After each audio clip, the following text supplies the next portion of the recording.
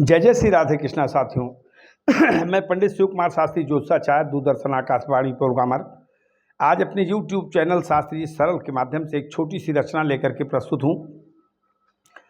आज एक कीर्तनकार होने के नाते आपके लिए एक छोटी सी अपनी रचना लाया हूँ कीर्तन की। और आज का प्रसंग है कि ग्वाल बाल सब गाय चरा रहे थे, वहीं पास में दुर्वासा जी जो है वो तपस्या कर रहे थे।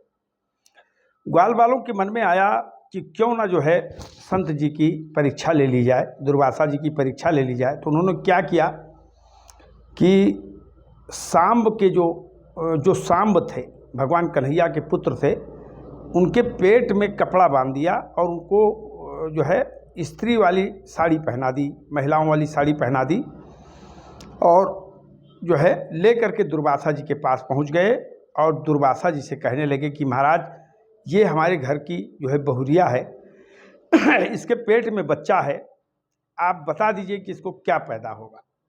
तो देखिए यही प्रसंग है इस कथा में, सुनिएगा, हम आपको सुना रहे हैं। गोपाल कहने लगे जो है दुर्वासा जी से कि तनिक बतावा गर्भवती बा सुघर बहु बड़की। हे महाराज, हाथ जोड़कर एक प्रश्न का जवाब दीजिए।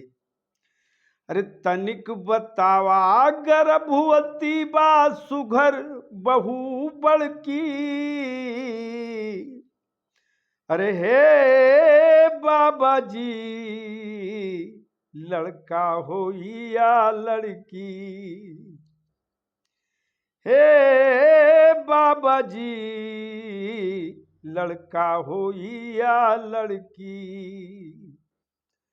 तो तनिक बतावा गर्भवती बा सुघर बहु बड़की। हे बाबा जी, अरे लड़का हो या लड़की। पूछने लगे कि आप सिर्फ इतना बता दीजिए कि इस बहुरिया को लड़का होगा कि लड़की होगी। अब देखिए, एक लड़के को औरत बनाया, पेट में कपड़ा बांधा और एक ऋषि का परिहास करने पहुंच गए। परिणाम, जब कभी विद्वानों के साथ कोई हास्य व्यंग करता है तो उसका कितना भयानक परिणाम होता है आप देख लीजिएगा। गोपाल कहने लगे दुर्वासा जी से कि भोर केर चंदा जैसे मुंह पिए रात बा। गर्भावस्था में औरतों का मुंह पीला हो जाता है। सारे लक्षण कहने लगे गोपाल जो है दुर्वासा जी से कि भोर केर चंदा जैसे मुंह पिए रात बा और गौधूरिया के जैसे लाल री बिलात बा। जैसे गोधूल में सूरज की लालरी धीरे धीरे करके समाप्त हो जाती है। कहा देखो, इसके शरीर में खून की कमी न होने से इसके शरीर पे पीलापन आ रहा है। और अवधानी दोपहरी जेठ की भरे बदन तड़की। कहा इस समय इसका 8वां माह चल रहा है, इसलिए आप बताइए कि क्या होगा, हम लोग बहुत परेशान हैं। तो अवधानी दोपहरी जेठ की भरे बदन तड़की। अरे हे बाबा जी, लड़का हो या लड़की। हे बाबा जी, लड़का हो या लड़की। तो दुर्वासा जी बहुत प्रसन्न हुए। उन्होंने कहा चलो, बड़ा अच्छा प्रश्न आया है, इसका जवाब दे दूं। तो क्या किया उस समय कि सुनी असुबानी गुरु ज्ञानी हर सात बा।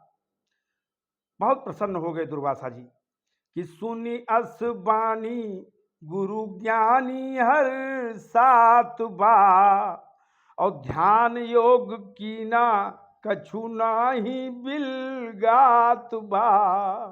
तुरंत दुर्वासा जी ने अपने ध्यान को एकाग्र किया, अपने मस्तिष्क को एकाग्र किया और ध्यान में चले गए और ये बताने के लिए कि पुत्र है कि कन्या गर्भ में। तो जब ध्यान में गए दुर्वासा, तो उन्होंने देखा कि ये तो मस्खरी कर रहे हैं, ये तो लड़का है, लड़की है ये नहीं, और न इसको गर्भ है। तो सुनी असुबानी गुरु ज्ञानी हर सात बा, और ध्यान योग कीना कछु नाही बिल गात बा। तो जब कुछ नहीं दिखा तो तन अंगार भैल क्रोधातुर अरुण आंख फड़की। दुर्वासा जी, आज लोग उपमा देते हैं कि का दुर्वासा हो गयो, गुस्सा दुर्वासा जैसा किसी को नहीं था, बहुत क्रोधित हो गए। तो तन अंगार भैल क्रोधातुर अरुण आंख फड़की, जैसे लाल लाल आंखें हुई, लड़के हाथ जोड़कर फिर पूछने लगे कि हे बाबा जी, अरे लड़का हो या लड़की, हे बाबा जी लड़का हो या लड़की। दुर्वासा जी कहने लगे कि तुम लोग नौटंकी करके मेरे पास आए हो, अब मेरे तप को आजमाना चाहते हो, मेरा परिहास करना चाहते हो, तो सुनो, होना तो कुछ नहीं चाहिए लेकिन होकर के ही रहेगा। अरे जीव नहीं होई कौनो माया वाले खेल में, कहा मेरे सामने माया दिखा रहे हो तो जाओ, इसको कोई जीव तो नहीं पैदा होगा लेकिन कुछ न कुछ हो जाएगा। जीव नहीं होई कौनो माया वाले मेल से, और सरल कहूं मैं कुछ होगा यही खेल से, और जन्मे मूसल नाश करे जो रघुवंशी जड़ की। जरूर पैदा होगा लेकिन इसके गर्भ से एक मूसल पैदा होगा और वो मूसल पूरे रघुवंश, पूरे जो है यदुवंश का विनाश कर देगा।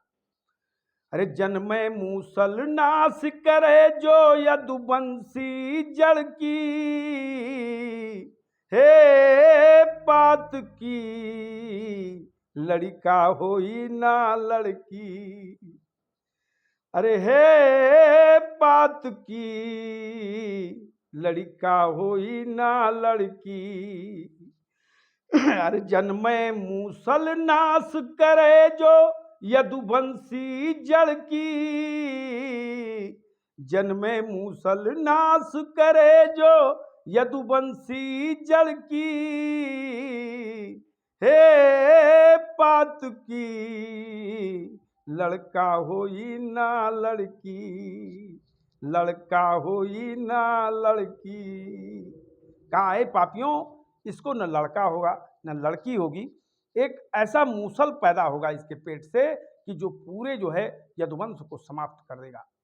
भागवत कहती है कि तुरंत डर के मारे यदुवंशी बच्चों ने जब पेट खोला सांब का तो एक मूसल छोटा सा गिरा, उस मूसल को जा करके जो है अपने नाना को दिखाया और कन्हैया ने देखा, और जब देखा तो उस मूसल का चूर्ण करके उसको जमुना में फेंक दिया गया और वही सरकंडे हुए और प्रभास क्षेत्र में शराब पीकर मत्त होकर यादव आपस में उसी सरकंडे से लड़ करके मर गए। ये शास्त्र का प्रमाण है। जय जय सीताराम, हर हर महादेव। साथियों, इस कीर्तन को सुनिएगा और अपना स्नेह हमारे चैनल को दीजिएगा।